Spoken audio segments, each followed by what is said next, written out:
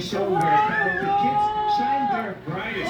Welcome to Season 2.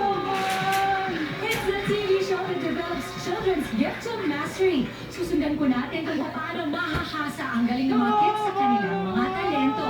And this year, we will focus on developing specific talents of children where they show potential in.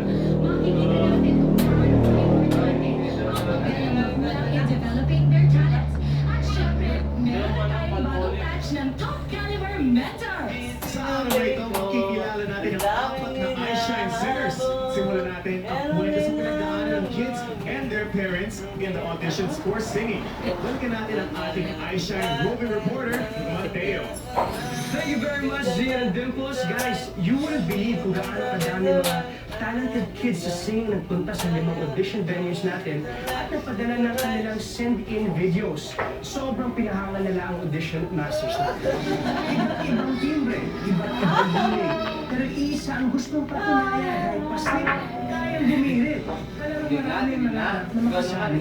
Damang-dama ito sa pinakapapular na kinanta ng auditionees. Isang pangarap ako'y nanik niwala.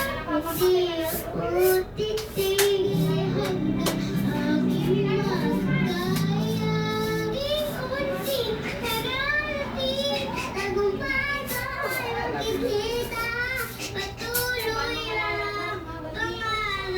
Pero mula sa daang-daang ng audition for singing, 10 boses ang pinili maging 10 iShine Singers. Mula sa Laguna, kilalanin natin ang magkaibigan, Crystal at Kobe. Unang pumasok sa audition 10, si Crystal. Anong talent mo? Sisig po. Sisig. Bye. Bata na ulit. Sa puso ko ikaw. Ayun sila.